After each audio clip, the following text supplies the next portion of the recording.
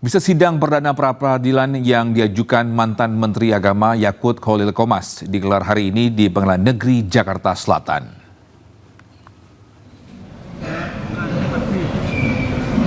Pra-peradilan yang diajukan Yakut berkaitan dengan penetapannya sebagai tersangka oleh Komisi Pemberantasan Korupsi dalam kasus dugaan korupsi kuota ibadah haji tambahan yang diselenggarakan Kemenak tahun 2023-2024.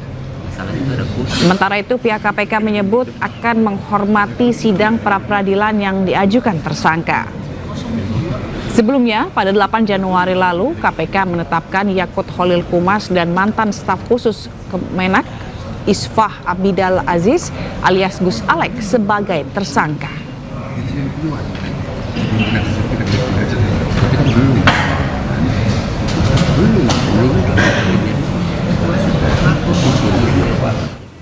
Ya, dan untuk informasi terkini, kita telah tersambung melalui sambungan telepon dengan Wenda Nura yang berada di Pengadilan Negeri Jakarta Selatan. Ya, selamat pagi Wenda. Bagaimana jalannya sidang pra-peradilan?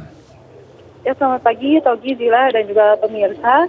Sidang perdana gugatan dari pra-peradilan dan status tersangka oleh KPK terhadap mantan Menteri Agama Yakut Khalil Qomas atau Gus Yakut hari ini memang digelar dan diagendakan akan dimulai pukul 10 pagi. Namun memang hingga saat ini sudah pukul 10 lewat 20 menit, sidang masih belum dimulai.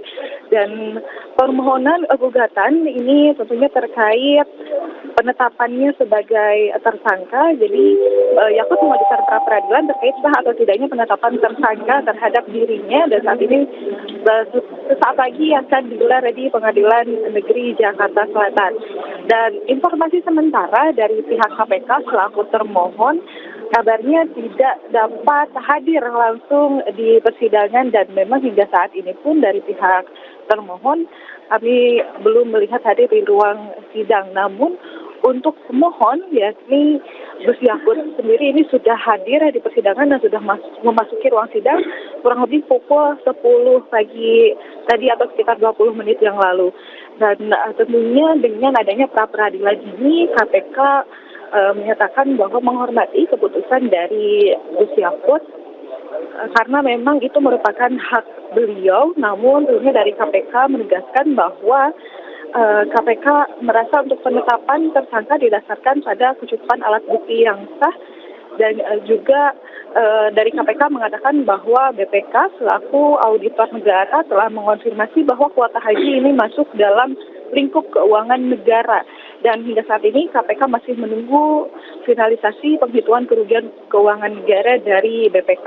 Dan Zila, Togi, dan juga pemirsa, untuk agenda persidangan hari ini, karena memang hari ini merupakan pra-peradilan perdana, jadi untuk agendanya adalah pembacaan permohonan dari pihak pemohon, lalu nantinya akan ditanggapi oleh pihak hakim, dan nantinya akan diinformasikan untuk agenda sidang berikutnya. Dan kembali kami informasikan bahwa agenda sidang yang semula diagendakan akan dimulai pukul 10 waktu Indonesia bagian Barat.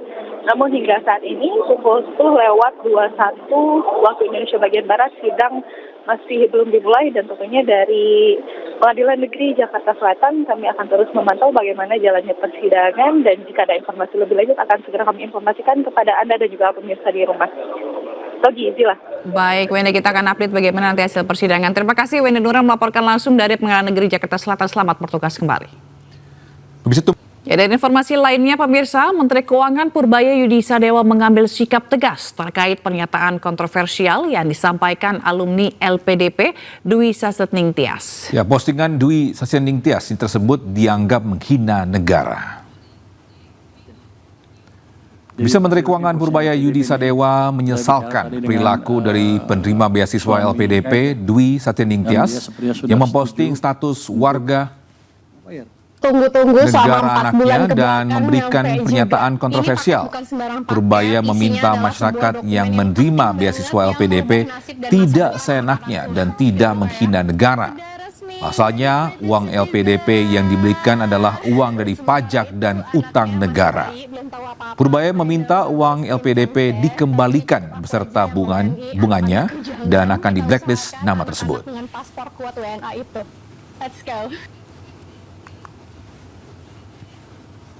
Teman-teman yang dapat pinjaman LPDP, ya kalau mau nggak seneng yang nggak seneng, tapi jangan menghina-hina negara lah. Jangan begitu. Itu uang dari pajak dan sebagian dari utang yang kita sisihkan untuk memastikan SDM kita tumbuh. Tapi kalau dipakai untuk menghina negara, ya kita minta uangnya dengan bunganya kalau gitu. Nanti saya akan blacklist dia. Di seluruh pemerintahan nggak akan bisa masuk. Nanti kan kita lihat blacklist yang lain seperti apa. Jadi jangan menghina negara Anda sendiri. Lu sekolah biaya siapa? Jadi saya sekolah pakai uang sendiri. Habis itu RATA uang sana juga. Setelah dokter ya pulang. Kita ke informasi selanjutnya, pemirsa. Rosuryo, Rismon Sianipar, dan Dr. Tifa menjalani sidang lanjutan permohonan uji materi di Mahkamah Konstitusi. Ya, mereka menggugat beberapa pasal, diantaranya pasal pencemaran nama baik dan Undang-Undang ITE. Rismon Hasiho dan Sianipar, mohon berdiri. Tetap berdiri sebentar. Sidang perbaikan permohonan uji materi digelar di Mahkamah Konstitusi Jakarta. Para pemohon telah memperbaiki dan melengkapi berkas permohonan sesuai masukan hakim pada sidang sebelumnya. Pasal yang diuji yaitu pasal pencemaran nama baik dalam KUHP serta beberapa pasal dalam Undang-Undang ITE. Pasal-pasal ini juga yang sebelumnya digunakan menjerat Roy Suryo, Rismon Sianipar, dan Dr. Tifa dalam kasus ijazah Jokowi. Begitu saja kawan-kawan semua, mudah-mudahan bermanfaat bagi kita semua. Kita minta pasal-pasal yang menersangkakan RRT itu dihapuskan terhadap 3 kelompok ini. Jadi kalaupun misalnya mereka kemudian dianggap katakanlah melakukan misalnya pencemaran nama baik dan lain sebagainya, jalurnya bukan pidana. Kita minta jalurnya perdata. Walaupun kita tidak mintakan ke MK, tapi for the future berharapnya begitu. Seperti Presiden Prancis ketika dituding bahwa istrinya laki-laki, dia menggugat orang per orang yang menyatakannya secara perdata, bukan secara pidana. Karena kami sampaikan tadi, kawan-kawan semua, yang namanya defamation law atau hukum pencemaran nama baik, itu di negara-negara lain itu sudah banyak dihapuskan. Di Amerika Serikat, mayoritas misalnya negara bagian sudah menghapuskan defamation law. Sehingga orang bisa bebas menyampaikan kritik. Kenapa? Dengan adanya hukum pencemaran nama baik, fitnah, kemudian ujaran kebencian dan lain sebagainya, memunculkan efek intinya itu adalah memperinci apa yang ada pada detail undang-undang atau aturan yang kita koreksi, termasuk kita menghilangkan satu tadi ya, yang di pasal 32 ayat 2 di Undang-Undang ITE, yang itu tidak disangkakan kepada kami ya. Tapi sekali lagi saya menandaskan apa yang disampaikan oleh Dr. Tifa dan nanti akan disampaikan oleh Dr. Rismon, bahwa ini insya Allah bermanfaat untuk seluruh masyarakat yang memang terwakili ke dalam 3 jenis pemohonan tadi ya. Jadi artinya kepada aktivis, akademisi, peneliti, dan aktivis. Jadi insya Allah Majelis Hakim Konstitusi akan bisa mempertimbangkan dengan baik ya, karena kami ada 10 petitum tadi yang dibacakan, dan semoga tidak yang terakhir ya.